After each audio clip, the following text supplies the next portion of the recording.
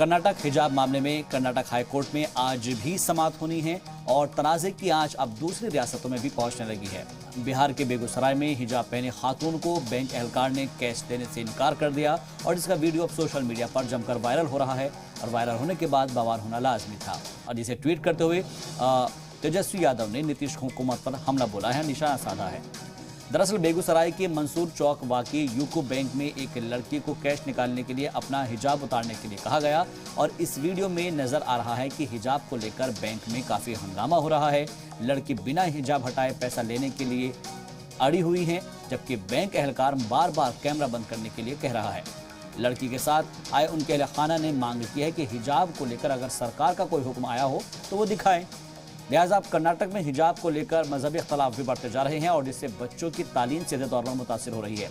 हालात को देखते हुए बेंगलुरु में मुख्तलिफ मज़ाहिब के दानिशवरान ने एक साथ मिलकर बैठकर हिकमत अमली बनाई है, तो वहीं मुस्लिम उलेमा के अलावा हिंदू मजहब के मानने वाले भी और ईसाई मजहबी रहनुमाओं ने भी इत्तेहाद का पैगाम दिया है। उनका कहना है कि हर एक मामले पर सियासत अच्छी बात नहीं है और क्योंकि हालात बेहतर रहेंगे तभी मुल्क में तरक्की और मुमकिन हो पाएगी। लिहाजा कर्नाटक का हिजाब तनाज़ा इंतखाब वाली रियासत यूपी में भी लाने की कोशिशें जारी है और इसी कड़ी में पीएम मोदी के पार्लियामानी हल्के बनारस में भी जमकर हंगामा हुआ है। दरअसल यहां पर शहर के गुरु नानक स्कूल पर कुछ एहतजाजियों ने हिजाब पहनने वाले तालिबात की मुखालफत शुरू कर दी है। उनका ये कहना है कि कुछ तालिबात स्कूल में हिजाब पहनकर क्यों आती है, हालांकि स्कूल इंतजामिया ने बेवजह एहतजाज पर सवाल उठाए हैं। तो ये आज की पहली और टॉप मोस्ट खबर है।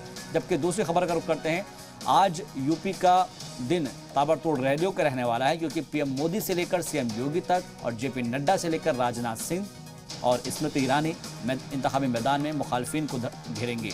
और वहीं बीजेपी के लीडरान के हमले के जवाब में अब यहां पर समाजवादी पार्टी के सदर अखिलेश यादव भी अवामी जुलूस और जलसों को खिताब करेंगे, उसमें शामिल होंगे। जबकि बहराइच में वज़ीर-ए-आज़म मोदी बड़ी रैली करने जा रहे हैं। उधर सीएम योगी आदित्यनाथ अयोध्या समेत 4 अजला का दौरा करेंगे। जेपी नड्डा भी गोरखपुर में रैली करने वाले हैं, तो वहीं वजीर दाखिला भी यहां पर गरजेंगे और साथ ही साथ स्मृति ईरानी महराजगंज में इंतखाबी रैली को जुलूस को खिताब करेंगी और इसके अलावा बीजेपी लीडरान के बयानों पर जवाबी हमला करेंगे जो भी लीडर हैं। इसके अलावा समाजवादी पार्टी सदर अखिलेश यादव उनका मुंहतोड़ जवाब देंगे। खासतौर पर अखिलेश यादव प्रयागराज और कौशाम्बी में इंतखाबी अवामी जलसों को खिताब करेंगे। तो आज सियासी एतबार से उत्तर प्रदेश का दिन काफ़ी अहम है। उत्तर प्रदेश के अंदर क्योंकि जिस तरीके से एक के बाद एक जुलूस होंगे, जलसे होंगे, रैलियां होंगी, रोड शो किए जाएंगे और इस अवामी रैली के अंदर इल्ज़ाम तराशियों का दौर भी चलेगा, क्योंकि चौथे मरहले का कल वोटिंग होनी है और उसी को लेकर यहाँ पर सियासी हिकमत अमली बनाई जा रही है। अगली बड़ी खबर का रुख करते हैं। तीसरी बड़ी खबर की बात कर ली जाए तो कल चौथे मरहले की इंतखाबी तशहीर अख्ताम हो चुकी थी और चौथे मरहले में 9 अजला की 60 सीटों पर वोटिंग होगी। चौथे फेज की अगर बात की जाए तो यहाँ पर पीलीभीत है, लखीमपुर खीरी है, सीतापुर में चुनाव होंगे और इसके अलावा हरदोई, लखनऊ, उन्नाव है, रायबरेली है, यहाँ पर भी वोटिंग होगी। साथ ही साथ फतेहपुर और बांदा में भी वोटिंग होनी है और इसीलिए बीजेपी के लिए ये चौथा मरहला में अच्छी बात यह है कि क्योंकि 2017 से अगर हम कंपैरिजन करें, इसका मवाजना करें तो 2017 में पिछले चुनाव के अंदर भारतीय जनता पार्टी के खाते में 50 सीट आई थी और जबकि समाजवादी पार्टी को सिर्फ 4 सीटें मिली थी, बीएसपी को और कांग्रेस को सिर्फ 2-2 सीटें मिली थी। इसके अलावा अपने दल को यहाँ पर 1 सीट ही मिल पाई थी। तो अब चौथे मरहले के लिए बीजेपी अपना पिछला मुजाहरा दोहराने की फिराक में है, कोशिश कर रही है लगातार। वही सोच रही है बीजेपी की जितना ज़्यादा मुमकिन हो सके यहाँ से सीटें निकाली जाए, जबकि समाजवादी पार्टी मुसलसल कह रही है कि आवाम ने बीजेपी की विदाई का मन बना लिया है और अब किसके दावे में कितना दम है, इस सच के ऊपर से पर्दा 10 मार्च को उठ जाएगा।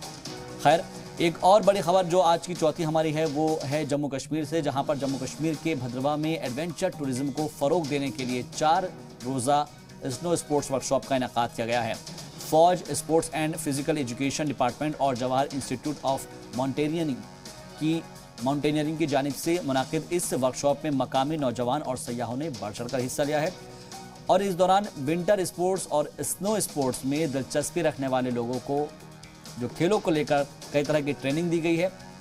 अब जाहिर सी बात है कि जम्मू कश्मीर का इलाका है तो उसमें सयाहत के फ़रोग के लिए इस तरह की तमाम ट्रेनिंग चलाई जाती है। इलाके में टूरिज़्म के फ़रोग से मकामी लोगों को रोज़गार हासिल होगा और वहाँ के जो लोग हैं वो खुद मुख्तार भी हो पाएंगे।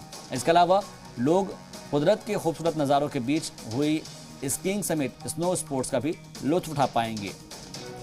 अगली और पांचवी बड़ी खबर है आलमी सतह से जुड़ी हुई है और वो ये है कि अमेरिकी सदर जो बाइडेन ने रूस के सदर व्लादिमीर पुतिन और यूक्रेन तनाज़े को लेकर जारी कशीदगी खत्म करने को लेकर उसूली तौर पर बातचीत के लिए वो राजी हो गए हैं। फ्रांस के सदर इमैनुअल मैक्रोन की सालिसी के बाद अमेरिका और रूसी सदर बातचीत के लिए राजी हुए हैं। सदारती दफ्तर से जारी किए गए बयान के मुताबिक मॉस्को की इस यकीन दहाने के बाद रूसी फौज यूक्रेन पर हमलावर नहीं होगी। बुधवार के समिट की राह हमवार हुई है। वाज़ेह हो कि यूक्रेन को लेकर मगरबी ममालिक और रूस के दरमियान कशीदगी को खत्म करने के लिए फ्रांस मुसलसल सिफारती सतह पर कोशिश कर रहा है और इस हवाले से मैक्रो कई दफ़ा अमेरिकी सदर से टेलीफोन पर बातचीत कर चुके हैं। अब इसके अलावा गुज़िश्ता दिनों हमने देखा था कि उन्होंने मॉस्को और कीव का दौरा करते हुए पुतिन और जेलेंस्की से भी मुलाकात करते हुए खत्ते में जारी कशीदगी को फौरी तौर पर कम करने के लिए जोर दिया था।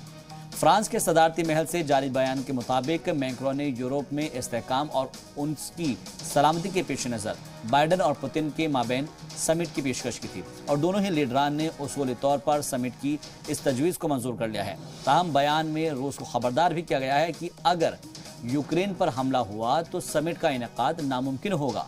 तो ये देखना दिलचस्प होगा इसमें कि रूस और यूक्रेन के बीच का जो तनाज़ा है वो कितनी जल्दी सुलझा लिया जाएगा, क्योंकि एक के बाद एक यहाँ पर लोगों के अंदर खौफ और खदशा है कि कहीं अगर आलमी जंग होती है तो इसका असर पूरे आलम पर पड़ता हुआ नजर आएगा। तो ये थी आज की 5 बड़ी खबरें जिस पर हमारी नज़र बनी रहेगी।